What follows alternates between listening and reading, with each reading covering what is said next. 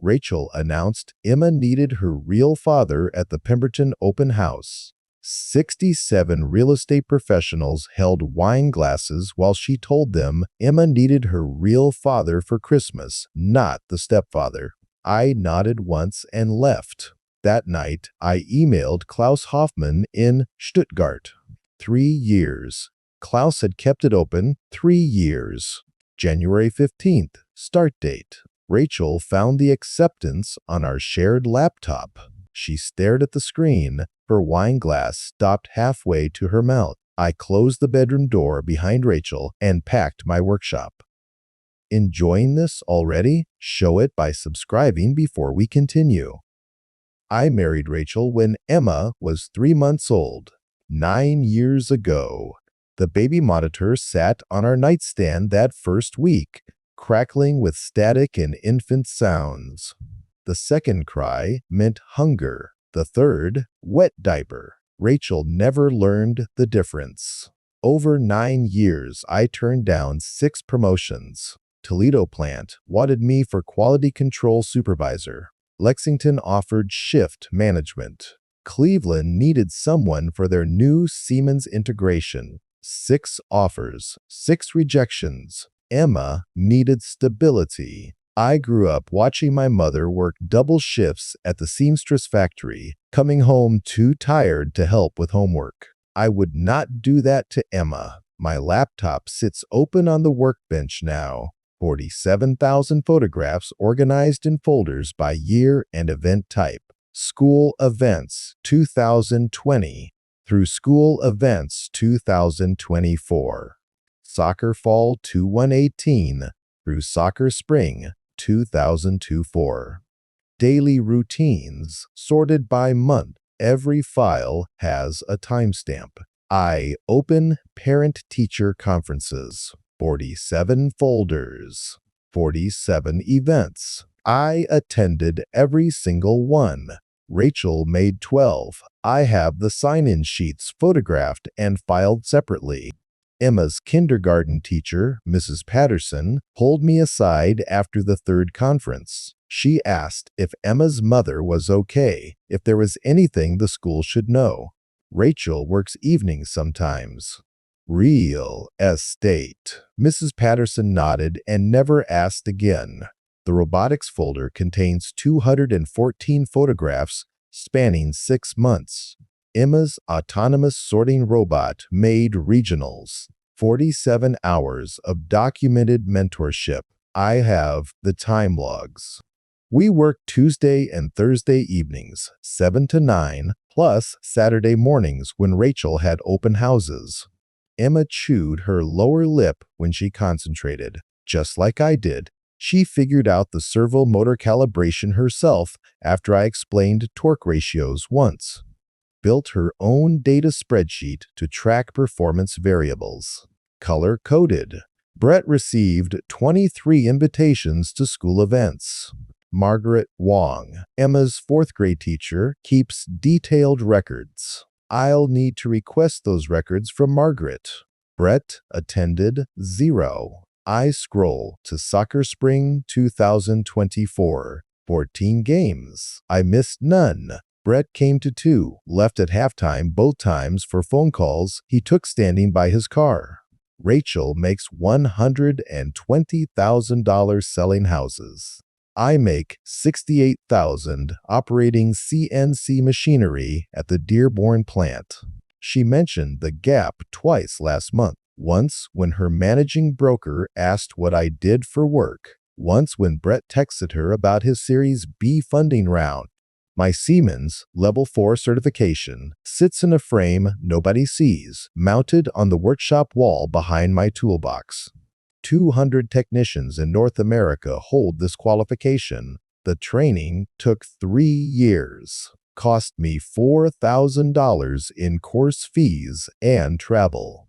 Rachel said it was nice I had hobbies. I taught myself German using Duolingo and YouTube videos. 3 years of 30 minutes daily during lunch breaks at the plant. Klaus Hoffmann and I met during a Siemens exchange program in 2021. We stayed in contact. He emails every few months asking if I am ready. Klaus offered 95,000 euros base salary, 103,000 American dollars at current exchange rates. Full relocation package. Housing assistance. German healthcare covering dependent visits. Start date flexible within 30 days. I kept the emails in a folder Rachel never checked. Quarterly updates from Klaus. 3 years of maintained options. I never thought I'd use it. Rachel told her book club last week that she gave up on Brett at 30, that he's matured now, that she should have waited. I heard her through the bedroom door while I helped Emma with her algebra homework at the kitchen table. Emma calls me Dad. Started when she was 2. Rachel corrected her twice, said I was her stepdad. Emma kept saying Dad anyway. Her promise. Keeping notebook sits on my workbench. Battered composition book with her invention sketches and data tables. Scott, 47 out of 47. Brett, 12 out of 44. Mom, 31 out of 38. She showed me the calculations last month. Asked why we optimize for the lowest performer. Said it was bad systems engineering. I told her people are not machines. She said machines are more reliable. I close the laptop and look at the steam engine on the workbench. German precision model. 206 hours of work so far. Rachel has never asked what I build out here. The workshop is cold. I should turn on the heater. Instead, I open the Klaus Hoffmann folder again and reread the most recent email. January 15th. Works perfectly, he wrote. We have been waiting for you. 9 years of photographs. 9 years of soccer games and robotics projects and parent-teacher conferences. 9 years of being essential. Rachel called me the stepfather in front of 60 people. Said Emma needed her real father. 47 parent-teacher conferences. 47 soccer games. 214 robotics photographs. Every timestamp logged. I just never imagined I would need it as evidence. 2 months before the open house, I started tracking Rachel's language, not because I suspected anything specific, because patterns matter, and the pattern was shifting. 14 months ago, she said, "our daughter," when her managing broker asked about Emma's robotics team. 12 months ago, it became, "Emma and her father are looking at summer camps." 10 months ago, the stepfather. I overheard it while replacing the kitchen faucet. Rachel was on the phone with a colleague, voice casual, like the words meant nothing. I started keeping a log. November 2022 through April 2024. 63 instances documented with dates and contexts, all of them showing the same trajectory. Brett's re-engagement timeline matched his Series B funding announcement. 6 months ago, Brett's Series B funding closed. Within 2 weeks, his texts to Rachel increased from monthly to weekly. Suddenly, he wanted quality time. Suddenly, Emma was old enough for the experiences he could provide. Rachel interpreted this as growth. She told her book club he was finally stepping up. I was in the garage when she said it, door cracked open, her voice carrying through the kitchen window. He's matured so much. He really wants to be present for Emma now. Brett attended 0 parent-teacher conferences in 9 years.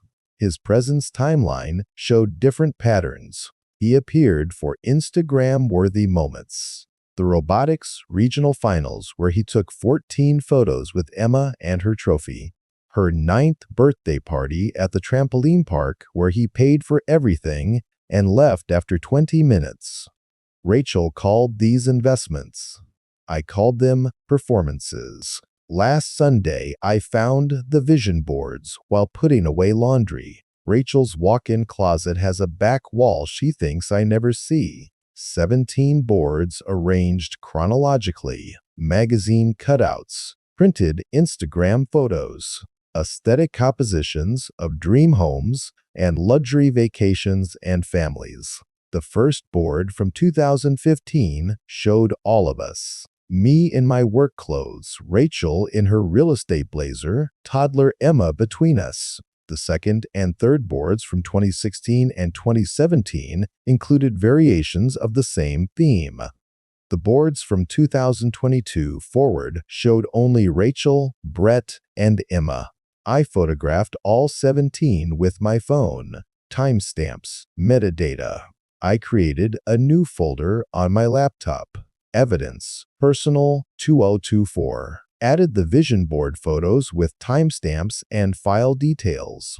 The shared iPad sits on the kitchen counter. We both use it for household management, shopping lists, school calendars, shared photo albums. 3 weeks before the open house, I opened the shared iPad to check Emma's soccer schedule and saw the message notification. Rachel's text thread with Brett. I checked Emma's soccer schedule. Closed the iPad, opened it again. Read every message. Rachel, Emma deserves exposure to real success models. She's brilliant, but needs to see what's possible with the right opportunities. Brett, agreed. I've been thinking about investing more quality father-daughter time. Maybe start with a weekend trip, build from there. Rachel, that would be ideal. Scott's a good man, but he's limiting her potential. She needs to see what's possible with the right opportunities. Brett, the cabin rental in Traverse City is available for Christmas week. 4 bedrooms, hot tub, the whole experience. Could be a great bonding opportunity. Rachel, I love that. Poppers, let me figure out the logistics with Scott. I screenshot the entire conversation, saved it to the same evidence folder. My hands were steady. My breathing stayed controlled. The $4,200 cabin rental charge appeared in our joint checking account 3 days later. Rachel set down her fork. Brett's taking Emma to Traverse City for Christmas. It'll be good for them to have special time together. I asked if Emma knew yet. Rachel said she'd tell her after Thanksgiving. Give her something to look forward to. I did not argue. I added the cabin rental receipt to my documentation, cross-referenced it with Brett's historical cancellation rate. 73% of promised visits resulted in last-minute cancellations. Business emergencies, investor calls, urgent client situations. Emma's promise. Keeping notebook tracked the same pattern. Brett, 12, kept out of 44 promised. Her 9-year-old data analysis matched my adult observations. Rachel spent 3 hours in her closet last Tuesday night. Magazine pages rustled in her closet. The printer hummed. She sighed, the satisfied sound she made when a staging came together. I checked the newest vision board the next morning while she showed a property in Birmingham. Brett and Emma at a beach. Brett and Emma at a ski resort. Brett and Emma and Rachel in front of a house I did not recognize. No factory worker in steel-toed boots. No workshop. No precision machinery or German steam engines or 47 parent-teacher conferences. Just the real family she was manifesting. The one where biology and success mattered more than 9 years of showing up. I photographed the new board, added it to the folder, closed the closet door. That night, Rachel asked if I'd be okay handling Emma's homework help during the Traverse City trip. She said it so casually, like my entire Christmas tradition with Emma was just homework assistance that could be rescheduled. I said I would handle it. She smiled and went back to her phone, texting Brett about logistics. I went to my workshop and updated my evidence archive. 18 months of systematic replacement. 17 vision boards. 1 text thread. 73% cancellation rate. The numbers told the story Rachel would soon make official. The Pemberton estate has crown molding 3 inches deep and hardwood floors that show every scuff mark from my steel-toed boots. 67 people hold wine glasses in the great room. I counted twice while Rachel talked to her managing broker near the fireplace. I ironed my flannel shirt this morning, pressed a crease into the khakis. Everyone else wears business casual, blazers, statement jewelry, heels that click with certainty I will never have. Rachel's voice carries across the staged furniture. She's explaining Emma's Christmas plans to 3 colleagues near the catered appetizers. Brett rented this cabin in Traverse City.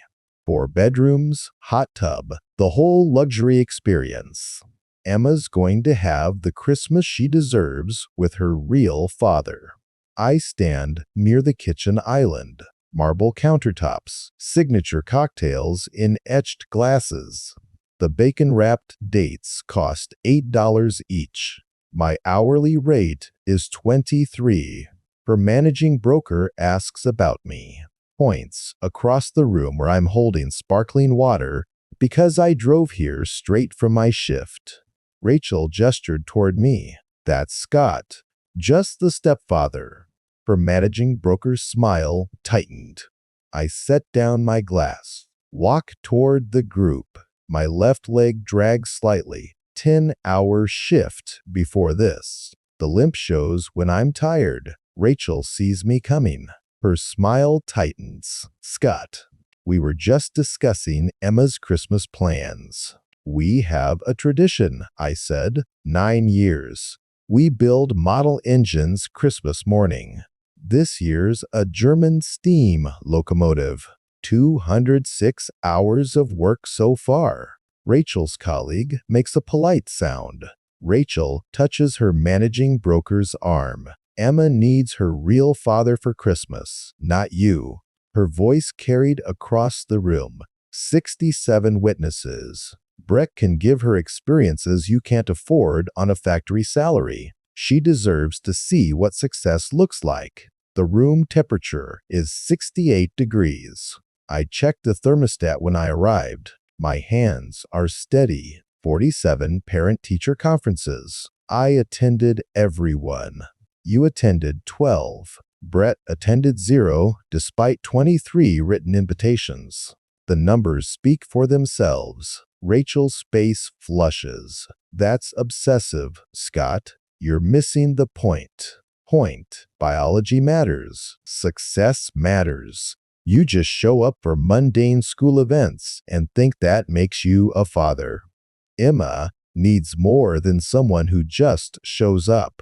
The managing broker shifts weight, looks at the appetizer table. 2 other colleagues move toward the windows. 3 others suddenly need the bathroom. I button my flannel cuffs. I see. Do you? Because I don't think you understand what's best for Emma. Brett's matured. He's ready to be present in a way that matters. Not just homework help and soccer games. Real opportunities. My hands were steady. I nodded once, turned, walked toward the door. My boots sound wrong on the hardwood. Too heavy, too blue-collar. The winter air outside is 23 degrees. I checked the weather before I came.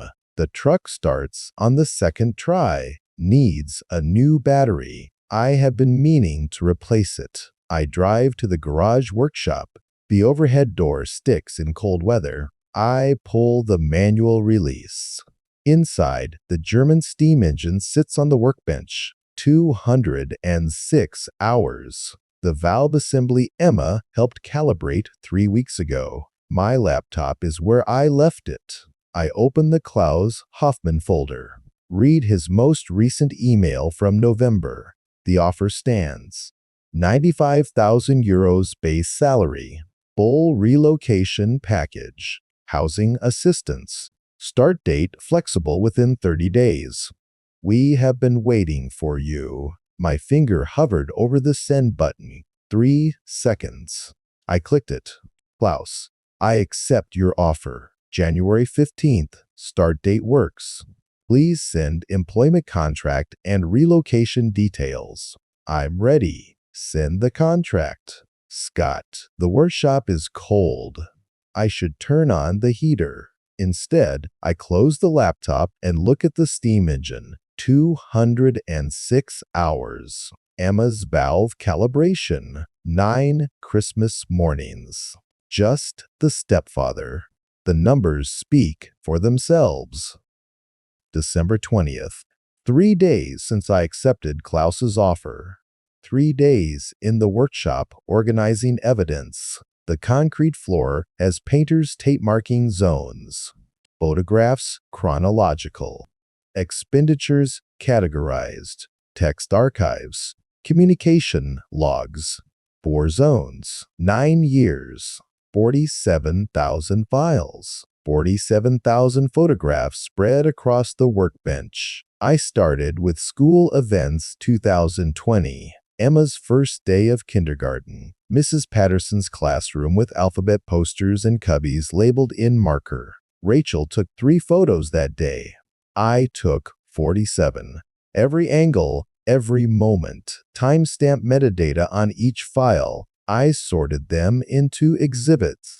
Parent-teacher conferences became Exhibit A. Mrs. Patterson's classroom, November 2018. 4 photos. My truck in the parking lot at 6:47 p.m. The sign-in sheet with my signature. Emma's artwork on the wall. Mrs. Patterson's notes about Emma's reading progress. Rachel's signature appears nowhere. Pattern holds across 9 years. 47 conferences. 47 folders. Each folder contains the same 4-photo sequence. Arrival, sign in, discussion, departure. I cross-referenced Rachel's calendar against the conference dates. 12 appearances. 10 fell on days with no property showings.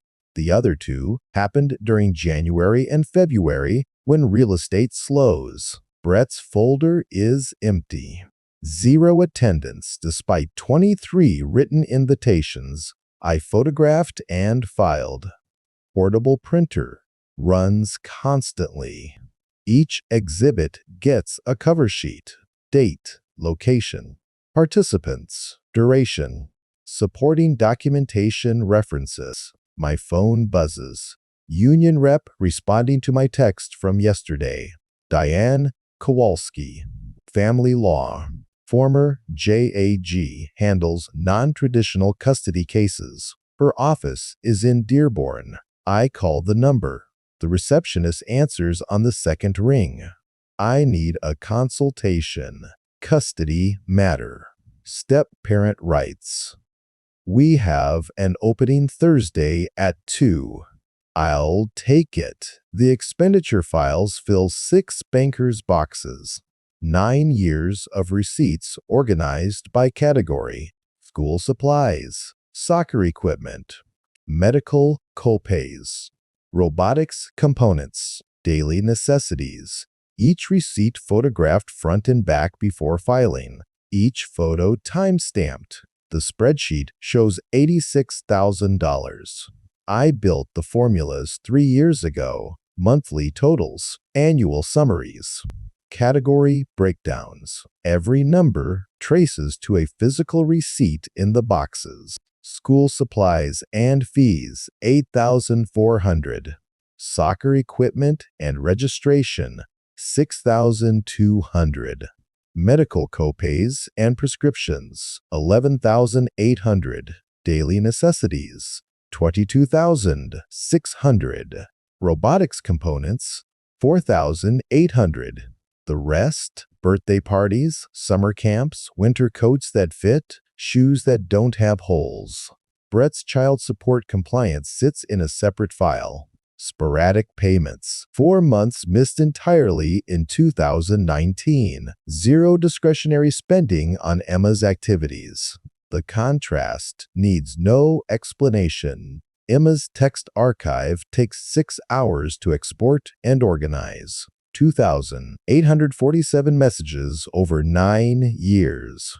I created a visualization showing contact frequency, My pattern holds steady. 7:45 a.m., 3:30 p.m., 8 p.m. The graph shows 3 horizontal lines spanning 9 years. Brett's pattern looks different. Clusters of activity followed by weeks of silence. Enthusiastic promises. Last-minute cancellations. The 73% cancellation rate calculates automatically.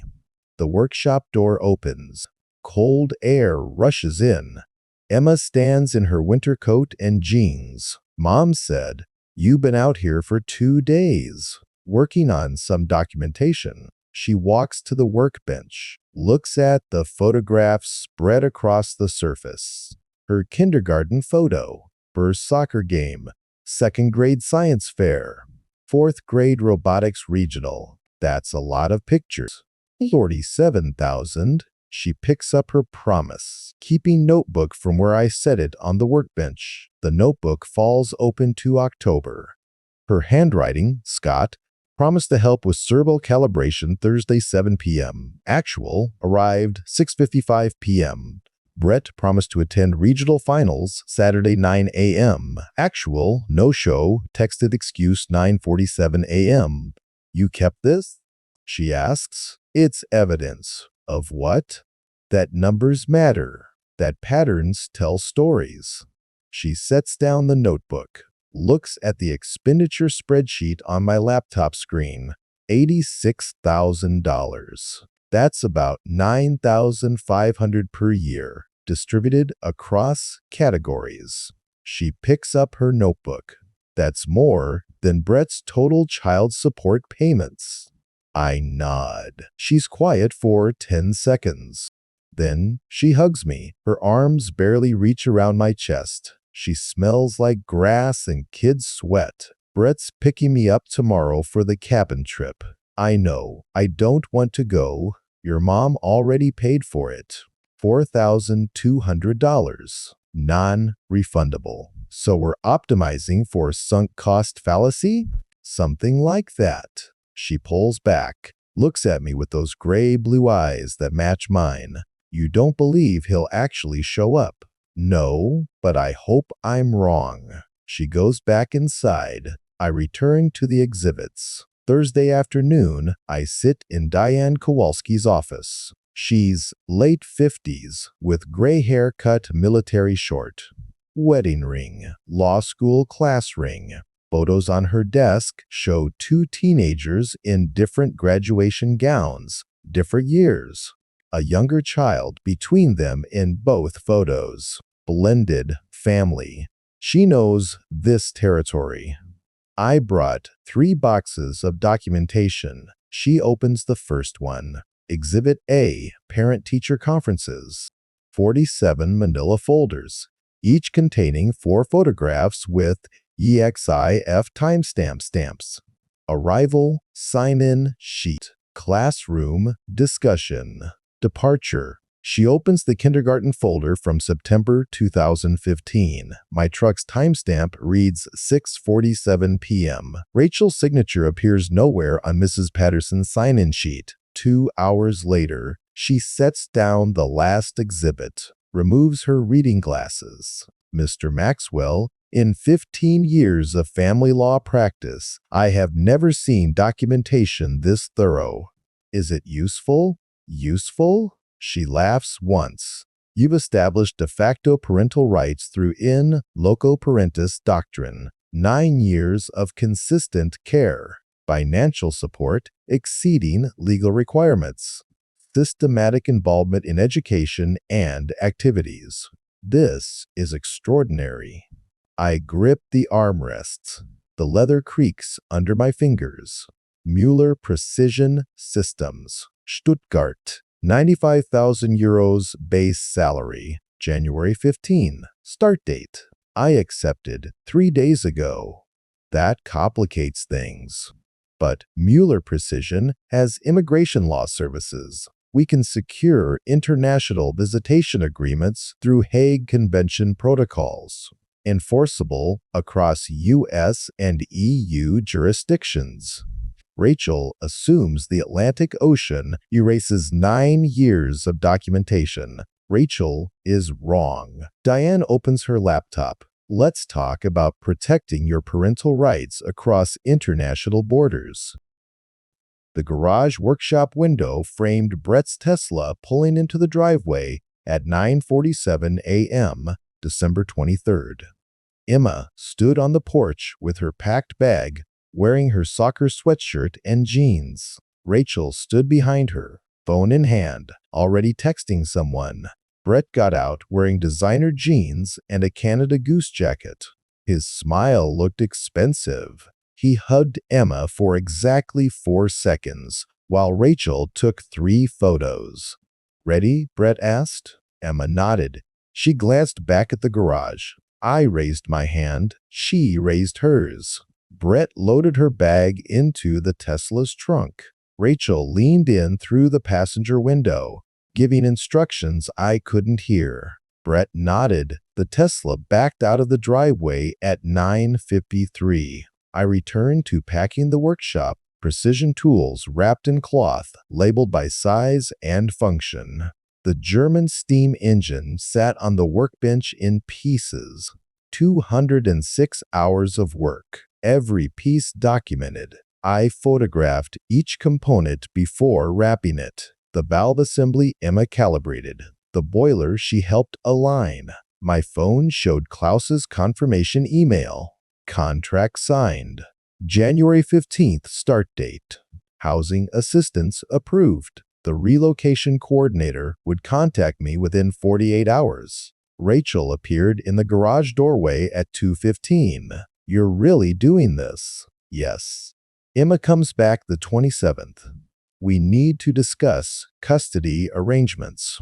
Diane Kowalski handles that. My attorney." Rachel's face went white. "You hired a lawyer. International visitation agreements require legal coordination." She left without responding. The workshop took 12 hours to pack. 17 boxes of tools, 6 boxes of documentation. The steam engine components filled 2 custom crates. I labeled everything with German efficiency. Contents. Destination. Handling requirements. Christmas Eve morning, I drove to the storage unit, loaded the boxes into climate-controlled space. The unit hummed with climate control, concrete floor, metal door clanging shut. Paid for 6 months. The attendant asked if I was moving. Germany. Engineering position. Congratulations. My phone rang at 11:47 p.m. Rachel's name on the screen. I answered on the 3rd ring. Her voice came fast, words clipping together. Brett left Emma at the cabin. He got an investor call. Some emergency with his Series B deal. He drove back to Detroit. When? This afternoon. She's been alone for 6 hours. I have a client meeting tomorrow. I can't reschedule. The Hartley closing. You need to go get her. 4-hour drive. I'll leave now. Thank you. I'm sorry, I hung up. Hold on thermal layers. Winter boots. Grabbed my keys. The highway was empty. Headlights caught swirling white. Wipers scraped ice. The road disappeared 30 feet ahead. Christmas music played on the radio. I turned it off. Emma's text came at 1:23 a.m. My thumb hovered over the screen. 3 seconds. "Dad, are you coming?" I responded immediately. Yes. 3 hours. The cabin sat on a hill overlooking Grand Traverse Bay. 4 bedrooms. Hot tub covered in snow. Floor-to-ceiling windows showing frozen water. Gas fireplace still burning from Brett's departure. I parked at 4:32 a.m. I raised my hand to knock. The door opened. Emma stood there, bag already packed beside the leather couch. Her soccer bag sat on the furniture, zipped and ready. Her notebook lay open on the cushions. "Ready to go home, sweetheart?" She nodded, picked up her bag. I saw the notebook page. Promise, keeping statistics. Brett's latest entry promised entire Christmas week. Actual 32 hours. Why did he leave? She asked. Investor emergency. $12 million deal. Why doesn't my data matter to anyone but you? I knelt down, met her gray-blue eyes. I'm taking a job in Germany, starting January 15th. But I will never stop being your dad. Numbers matter. Patterns matter. You matter. She hugged me. Her arms barely reached around my chest. We drove home through the snow. She fell asleep in the passenger seat. Her notebook sat open on her lap. The numbers spoke for themselves. My phone buzzed at 9:30 a.m. Rachel's text, "We need to talk about what happens next." I didn't respond. The highway stretched ahead. The numbers told the story. 47 parent-teacher conferences. 43 hours before abandonment. 9 years of showing up. Just the stepfather.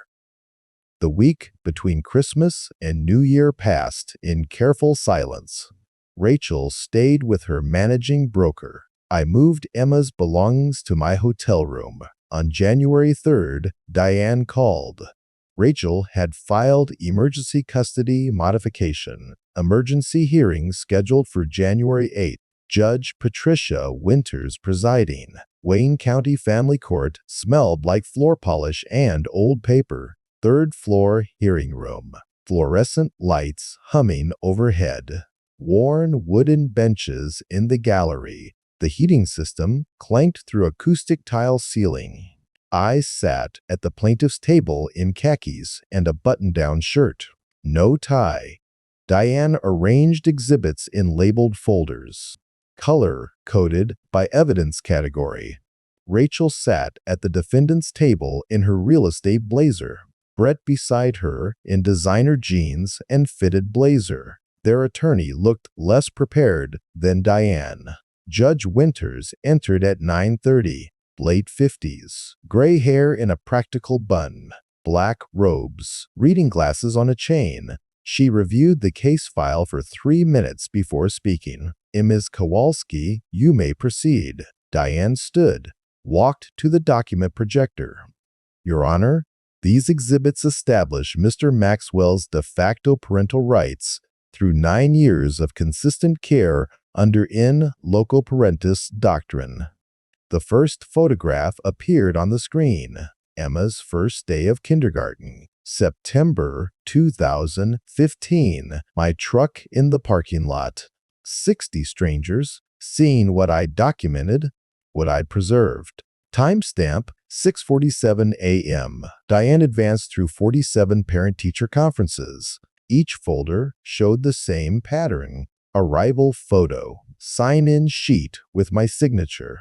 Classroom discussion. Departure. 9 years displayed chronologically. Mr. Maxwell attended every parent-teacher conference. 47 consecutive events. Mrs. Maxwell attended 12. Rachel shifted in her chair. Her attorney whispered something. She shook her head. Diane opened the first banker's box. Receipts organized by year, by category, by Emma's age. School supplies. Soccer equipment. Medical copays. She pulled the summary sheet. $86,000 in documented child-related expenses over 9 years. Every receipt photographed and categorized. Judge Winters leaned forward. All receipts are itemized. Yes, Your Honor, with timestamps and category code. The judge made a note. Diane called Margaret Wong to the witness stand. Emma's teacher carried attendance logs in a 3-ring binder. Ms. Wong. How many school events did Mr. Maxwell attend this academic year?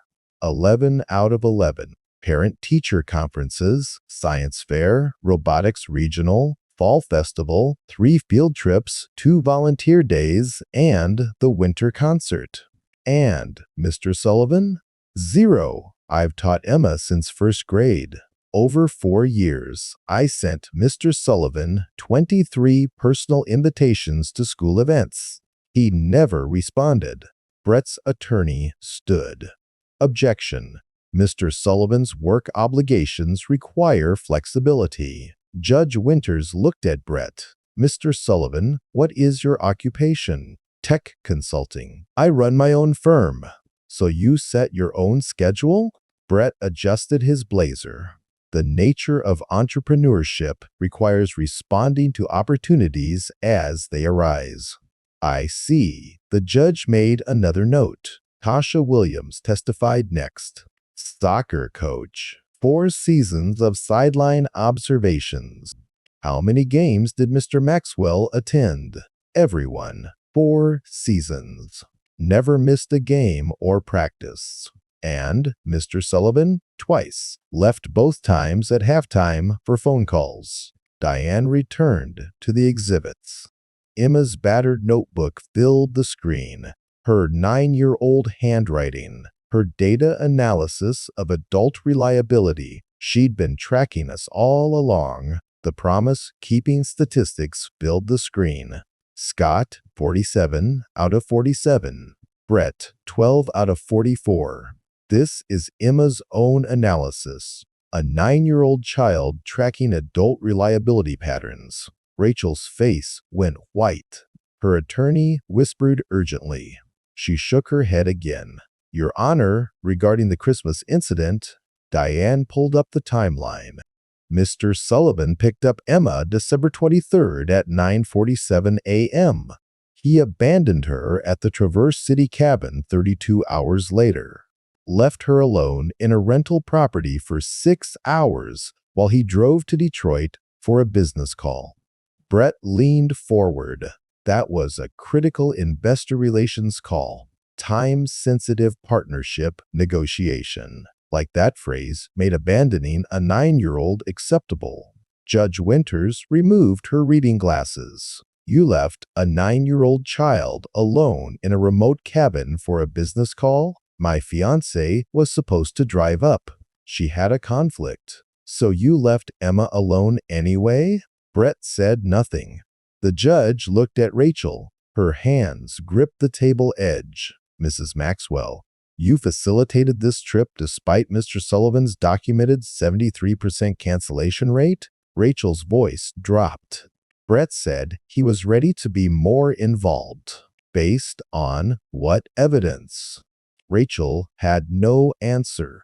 Judge Winters reviewed her notes for 4 minutes. The courtroom stayed silent except for the heating system. I kept my hands flat on the table.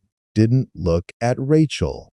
Mr. Maxwell has established de facto parental rights through consistent care over 9 years.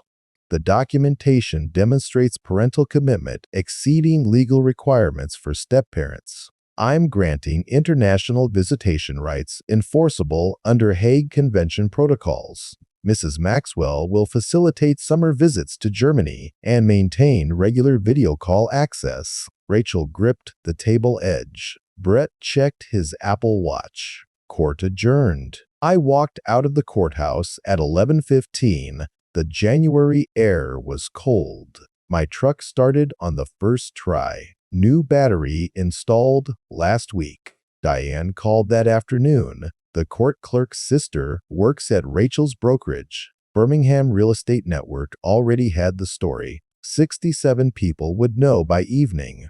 The factory worker beat the entrepreneur. The numbers spoke for themselves. If my revenge resonates with you, hit like and tell me why. The Stuttgart apartment workshop smells like machine oil and summer air through open windows. Early June afternoon, 5 months after the custody hearing, Emma sits at the workbench wearing her German Engineering Museum t-shirt. She grins, revealing the gap where her front tooth fell out last month. The steam engine components spread between us, more sophisticated than the Michigan models. German precision requiring tolerances I never had access to before. Dad, This valve assembly is 0.02 millimeters tighter than our last one. Mueller's specifications. Pharmaceutical-grade manufacturing standards. Emma carried the battered notebook 6,000 kilometers from Michigan. Her handwriting fills the latest page. Brett's post-hearing statistics. 4 scheduled visits in the 5 months since January. 0 appearances. The 27.3% reliability coefficient remains unchanged. He texted yesterday, said his investor relations trip got extended.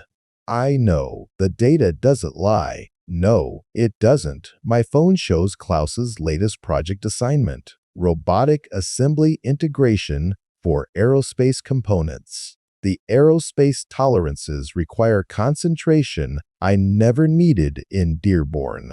My paycheck clears on the 1st of each month. 95,000 euros. No questions about whether factory work counts as real engineering. Rachel's managing broker at the Birmingham office contacted Diane last month. The custody hearing details circulated through Birmingham's real estate network within 48 hours.